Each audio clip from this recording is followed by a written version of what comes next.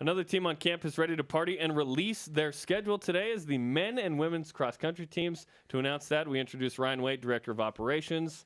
Welcome to the show, Ryan. Thanks. Good to be here. Ryan's been on the show a lot in the back, bringing in people, so it's nice to have you in front of the camera. Yeah, it feels different sitting on this side of the table. A little more pressure on this side.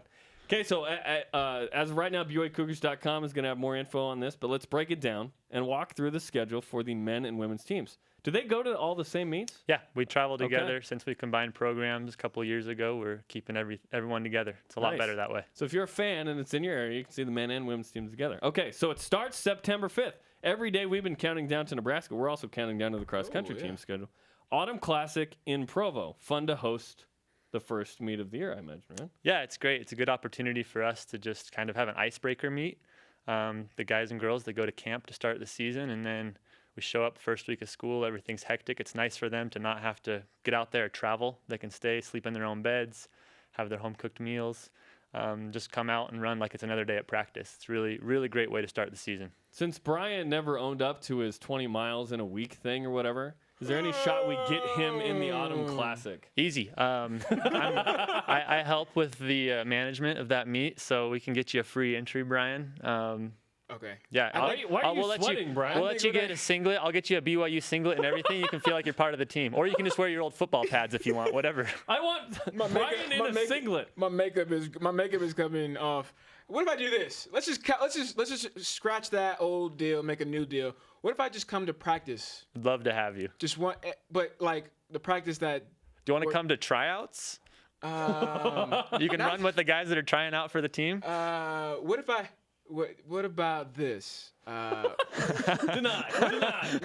What if I come to a practice like the day before the meet where I know you guys are just pretty chill? Yeah, you guys are just like stretching and stuff, right? Yeah, you don't want to go hard. Any practice you want to come to. All right, boom, there it is. So right Friday, there. September 4th, we'll pencil you in. 4th. Oh, actually, you know what? I apologize.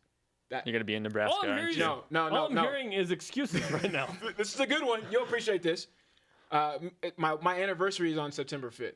So we're going to be doing the game, and so me and my wife are doing it a day earlier. So I got to do September 3rd. Okay, 2 days before. Sounds good. Figure it out, man. I'll talk to Ed, make sure there's a hard workout that day. I'm like the Big 12 right now. All right, let's just break down 2 other meets of note. October 2nd, Washington Invite in Seattle, and October 16th, the Wisconsin Adidas Invitational in Madison. 2 big ones. Yeah, Washington Invite we've never been to, but last year there were some great teams there. Conference rival University of Portland was there. Stanford out of the Pac-12, they took second at NCAAs last year, so that's a great challenge for the men. On the women, the University of Washington are always a strong team. They won a national championship a few years ago. They also brought in Stanford, and they brought in the University of Oregon. So for both the men and the women, that's a really good measuring stick to kind of start things off for us. That'll be our first really big meet of the year where both the men and the women definitely get challenged. So the men took, 16th? Yeah, the men took 16th in the nation last year. And the women won the conference? Yep, the women won the conference, just barely missed making it to the national meet. So we're hoping to improve on both of those. Awesome. And that first meet at University of Washington, that's what we're considering our first big meet, will kind of be a big measuring stick for us to see if we can stack up to those goals that we've made. So with the men's team, you guys finished 16th, but you lost a handful of key seniors. How do you guys bounce back going into this year? One of the exciting things is we have a couple guys coming in that are really young that really look like they show a lot of potential.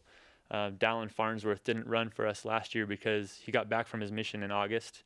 And for anyone who's tried to run a 6-mile race, you know it takes a little bit of time to get back into shape. Brian's never done that. Yeah, well, he's going to have his chance September 3rd.